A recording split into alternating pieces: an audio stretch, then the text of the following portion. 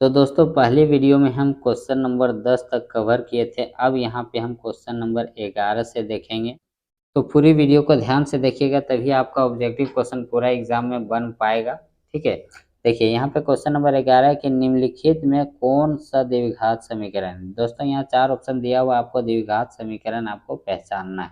देखिए यहाँ पे पहला क्वेश्चन है कि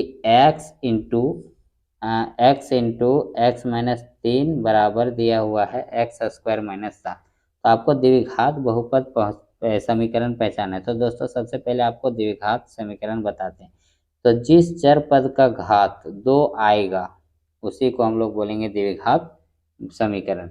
तो चलिए यहाँ पर हम देखते हैं कि कौन द्विघात समीकरण है। सो देखिए, अब यहाँ पे पहला क्वेश्चन यहाँ पे ऐसे दिया हुआ है X into X minus 3 equal to X square minus 7। तो इसको सॉल्व करते तो एक्स इंटू एक्स क्या हो जाएगा, एक्स स्क्वायर, फिर माइनस क्या हो जाएगा 3x, फिर इक्वल टू कितना हो जाएगा एक्स स्क्वायर माइनस 7। अब ये एक्स स्क्वायर प्लस प्लस है, इक्वल के इस साइड ये आएगा तो माइनस ये कैंसिल हो जाएगा। तो आपका कितना हो गया 3x और 7। यहाँ पर x का घात 2 है, नहीं तो ये नहीं है।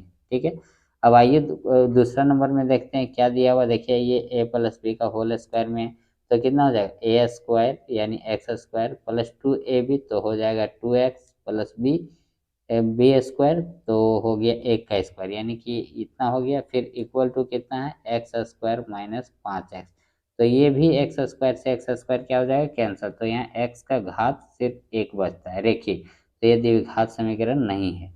उसके बाद आइए दोस्तों यहाँ पे देखते हैं तीसरा नंबर में कि एक्स प्लस 1 का होल स्क्वायर इंटू 2x। देखिए एक्स प्लस 1 का होल स्क्वायर तोड़ेंगे तो क्या होगा ए स्क्वायर प्लस 2ab यानी 2x प्लस बी स्क्वायर यानी कि 1, और फिर इधर हो जाएगा 2x माइनस 3।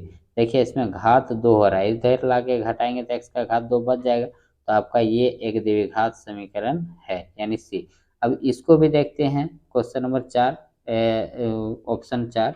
तो देखिए ऑप्शन 4 को जब हम सॉल्व करेंगे तो ये एक्स स्क्वायर इधर है, इसको तोड़ेंगे ए माइनस बी का होल स्क्वायर, तो ये भी क्या हो जाएगा एक्स स्क्वायर, और ये से ये कैंसिल हो जाएगा तो इसमें x का घात ही खत्म हो जाएगा, इसलिए ये भी नहीं है। आपका ऑप्शन सही हो जाएगा 3। क्वेश्चन नंबर 12 दिया हुआ है कि x square plus x minus 1 बराबर 0 मूलों की प्रकृति। देखिए यहाँ पर मूलों की प्रकृति यानी कि निकालना है d का वैल्यू। d का वैल्यू बता देते हैं दोस्तों, जब 0 होता है बराबर d का वैल्यू जो 0 के बराबर आएगा यानी 0 आएगा, तब इसके वास्तविक मूल्य क्या होगा, बराबर होगा। क्या होगा, बराबर होगा। और दोस्तों जब d का मान 0 से बड़ा आ जाता है यानी कि 1 2 3 4 5 6 जो भी है, तो वो क्या होगा, समान वास्तविक मूल्य असमान यानी भिन्न भिन्न होगा, अलग अलग होगा। ठीक है, असमान असमान होगा। ठीक है, कब, जब d का मान 0 से बड़ा होगा तब।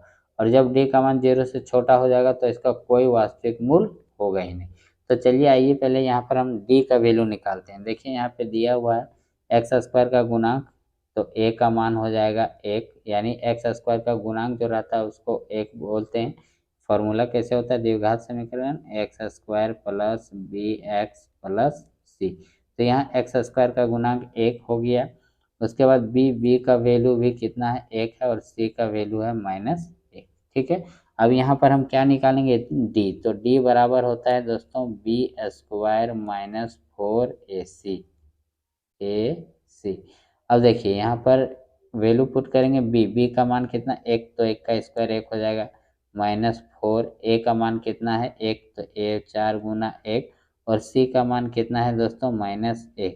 ठीक है, तो ये कितना हो जाएगा 1 माइनस माइनस प्लस 4 और 1 5, 4 एकम 4। ठीक है, यहाँ गुना है 4 एकम 4, तो 4 और 1 कितना हो जाएगा 5। तो 5 क्या है, जी 0 से बड़ा है। जब ये 0 से बड़ा है तो इसका वास्तविक मूल्य क्या होगा, असमान, वास्तविक तथा असमान भिन्न भिन्न होगा। तो ऑप्शन नंबर 1 सही हो जाएगा। उसके बाद यहाँ पे क्वेश्चन नंबर 13 दिया हुआ x square plus b x plus c के दो भिन्न वास्तविक मूल होंगे। यानी कि दोस्तों इसका दो वास्तविक मूल क्या होगा, यहाँ पे दिया हुआ है बी स्क्वायर माइनस 4ac, 0 से छोटा होगा 0 से बड़ा होगा, यानी कि ये जो है डी का वैल्यू है। ठीक है, तो यहाँ पर चलिए यहाँ पर देखिए दिया हुआ डी बराबर क्या होता है बी स्क्वायर माइनस 4ac। देखिए यहाँ पर क्या दिया हो, दो भिन्न वास्तविक मूल्य कब होता है, जब d का मान जो है 0 से बड़ा होता है।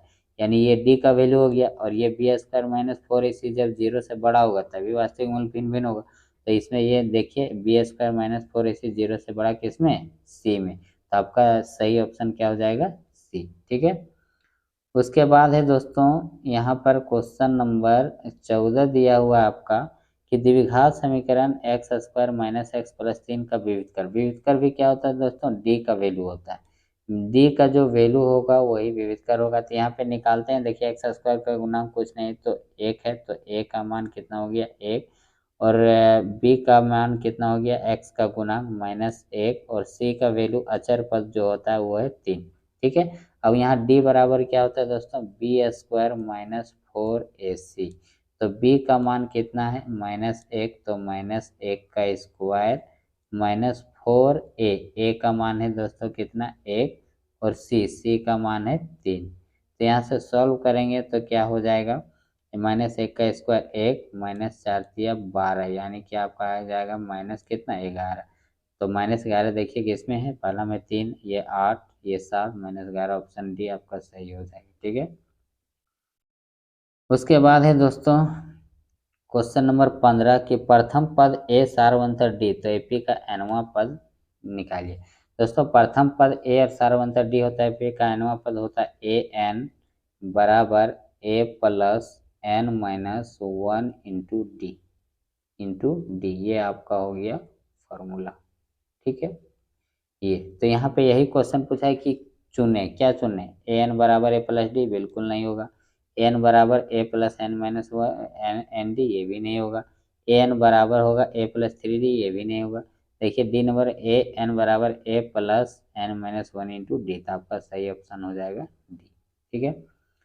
उसके बाद है दोस्तों क्वेश्चन नंबर 16 दिया हुआ एपी 10 7 4 डॉट डॉट का 30वां पद होगा। देखिए यहाँ पे 30वां पद निकालना है, यानी कि ये पहला पहला हो गया 10, दूसरा हो गया 7, तीसरा हो गया 4। तो इस तरह से 30 नंबर में कितना आएगा वो निकालना है। ठीक है। तो चलिए यहाँ पर हम फटाक के निकाल देते हैं। देखिए प्रथम पद हो गया 10, यानी ए का मान कितना हो गया, 10। अब यहाँ से सारवंतर डी निकाल लेते हैं, डी बराबर a2 माइनस 7, तो a2 का मान है 7 माइनस 10, तो घट जाएगा तो कितना हो जाएगा आपका -3। डी का मान कितना हो गया, -3।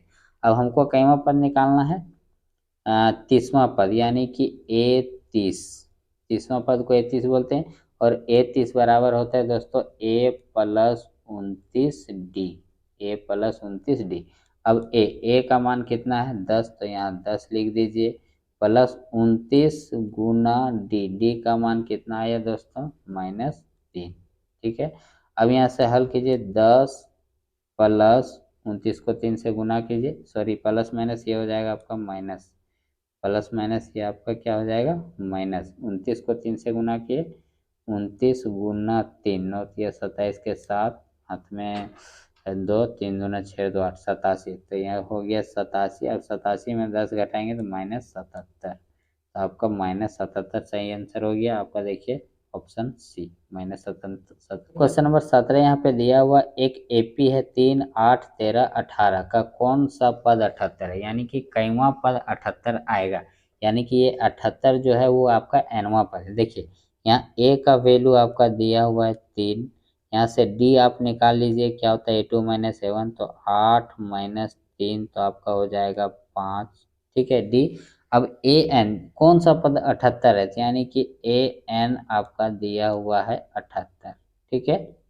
देखिए ए एन 78 है, तो एनवा पद मतलब 78 दिया हुआ है, तो यहाँ पे फॉर्मूला लिखेंगे ए एन बराबर a plus n minus 1 into d. सबसे पहले दोस्तों अगर आपको पूछेगा कि कौन सा पद निकालना है तो आप n का मान निकालिएगा। यहाँ पर 78 लिख दीजिए, n का मान बराबर a का मान है 3, फिर plus n minus 1 into D, D का मान आपका कितना आया 5, तो यहाँ लिख दीजिए 5। अब यहाँ से हल कर दीजिए, यहाँ देखिए 78, ये प्लस है 3 को इधर ले आइए, माइनस हो जाएगा, बराबर ये कितना n माइनस 1 इंटू 5 रहने दीजिए ऐसा ही। ठीक है।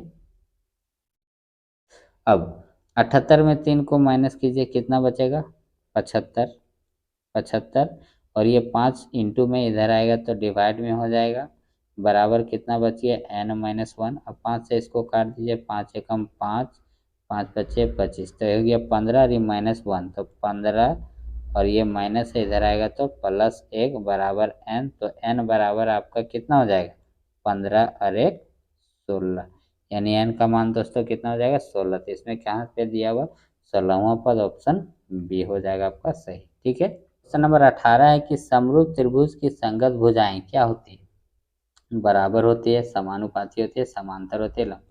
तो दोस्तों अगर दो समरूप त्रिभुज, त्रिभुज क्या है समरूप है, समरूप अगर दोनों त्रिभुज समरूप है तो समरूप त्रिभुज के सभी चीज बराबर होता है, चाहे भुजा हो, चाहे कोण हो, चाहे क्षेत्रफल हो। ठीक है, तो यहाँ पूछा भुजाएं, तो भुजाएं क्या हो जाएगी बराबर हो जाएगी, ऑप्शन हो जाएगा। यहाँ पे क्वेश्चन नंबर 19 दिया हुआ दो समरूप त्रिभुज के भुजाएं 4:9 के अनुपात में है, तो इन त्रिभुज के क्षेत्रफलों का अनुपात निकालना। जैसे अब यहाँ पे मान के चलिए दो समरूप त्रिभुज, एक त्रिभुज को मान लेते हैं ए बी सी, ए ये हो गया आपका बी और ये हो गया सी। एक और कोई भी त्रिभुज मान लेते हैं, मान के चलिए ये पी, ये है क्यू और ये है आर। तो दो समरूप त्रिभुज के क्षेत्रफलों का अनुपात जो होता है उसकी संगत भुजाओं के अनुपात के वर्ग के बराबर होता है।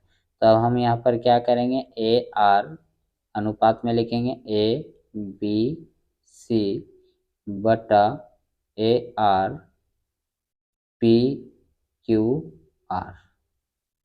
अब इसके क्षेत्रफलों के अनुपात, इसके संगत भुजाओं के अनुपात, तो इसकी भुजाओं का अनुपात कितना है 4:9, यानी कि 4/9, 4/9। तो यहाँ पर हम क्या करेंगे 4/9 का क्या करेंगे स्क्वायर करेंगे, तो 4 का स्क्वायर 4 चौका 16, 9 का स्क्वायर 9 9 81। तो आपका अनुपात में कितना हो जाएगा 16:81। ये हो गया आपका आंसर। दोस्तों यहाँ पे क्वेश्चन नंबर 20 दिया हुआ त्रिभुज ए बी सी में ए बी बराबर 6√3, ए सी 12 और बी सी 6। अगर इस तरह का क्वेश्चन आपका आ जाए कि 3 भुजा दिया हुआ और कोण पूछे, ठीक है, तो सबसे पहले आप क्या कीजिएगा, एक समकोण त्रिभुज बना लीजिए, समकोण त्रिभुज। अब इस समकोण त्रिभुज में ए बी सी लिख दीजिए, ये मान के चलिए ये ए हो गया और ये बी हो गया और ये सी हो गया, ये 90 डिग्री। इसमें ए बी दिया हुआ 6√3, ये हो गया आपका 6√3। उसके बाद ए सी है 12, ये हो गया आपका 12 और बी सी कितना है 6।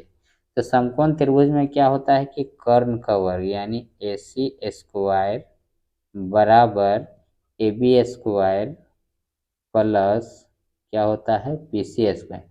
अगर ये दोनों तरफ बराबर हो जाता है तो ये कैसा त्रिभुज होगा समकोण, और समकोण त्रिभुज होगा तो कोण भी कितना डिग्री होगा 90 डिग्री, नहीं तो नहीं।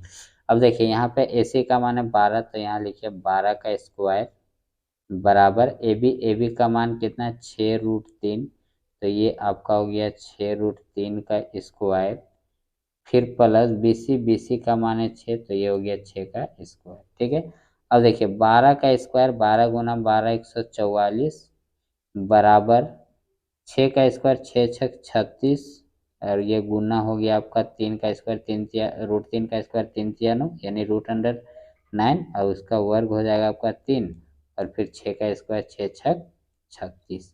अब आइए इधर सॉल्व करते हैं हम।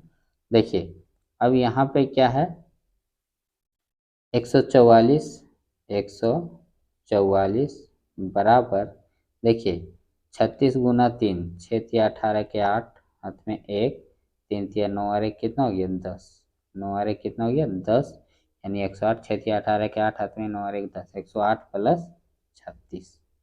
ठीक है, अब इसमें ऐड कर दीजिए, देखिए ये हो गया आपका 144 बराबर 8 6 14 के 4 हाथ में 1 3 0 और हाथ वाला 1 4 और ये 1। देखिए दोनों तरफ बराबर आ गया, एक ऐसा त्रिभुज है समकोण त्रिभुज। समकोण त्रिभुज क्या होता है 90 डिग्री। तो ये आपका बी हो गया कितना डिग्री 90 डिग्री।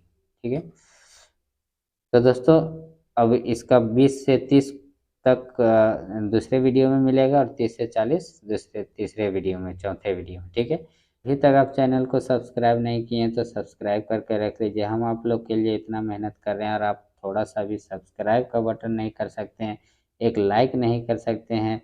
अगर आप लोग इतना करते हैं तो थोड़ा मोटिवेशन मिलता है और मन करता है कि अच्छा से हम वीडियो बना के दें, आप लोग को हेल्प करें, इसलिए चैनल को सब्सक्राइब ज़रूर कर लीजिए।